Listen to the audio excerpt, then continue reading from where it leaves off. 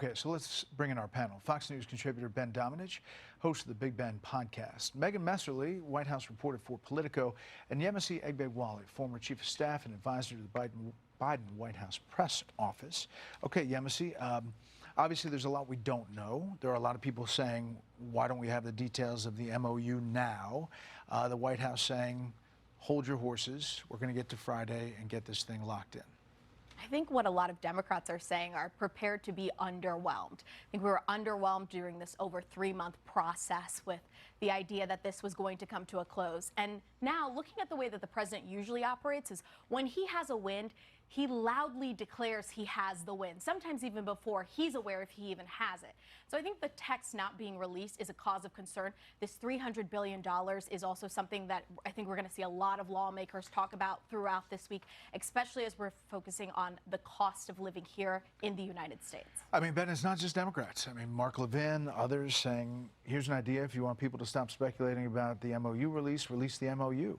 Don't brief just a few appointed ones to control the narrative, expect everyone else to sit silently. So that's where we are. However, to listen to the administration talk about it, there's like this exuberance, this optimism that they've reached this thing.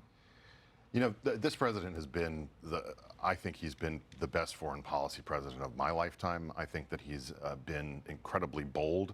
He has used American power to restore our sovereignty, to protect our interests, and to look out for the American people. And I think it was a gutsy call for him to go into Iran when he did.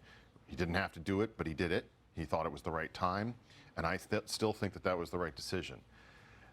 This deal and everything that we know about it, to the degree that it is being spun in public by this, and behind the scenes by the administration, everything about this deal seems bad to me. It all seems bad. It all seems like a setback. It doesn't seem like it meets any of the measures that the president actually put out there of his goals when it came to this conflict. And look, at some point, this Republican Party needs to decide which kind of foreign policy it's going to have. Is it going to be an America First foreign policy, one that is bold, that uses American power in key moments decisively in order to affect what it wants to achieve? Or are we going to just backslide into being some kind of hillbilly Obama kind of GOP? That is not something that is acceptable to me. It should not be acceptable to Republicans, and it should not be acceptable to any conservative who is interested in the success of America going forward.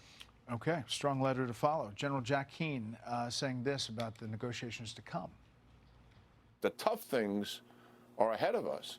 All of the issues surrounding nuclear, ballistic missile restrictions in terms of range, lethality, and volume, to be sure, and support for proxies. Those are down the road. They'll sign something, to be sure.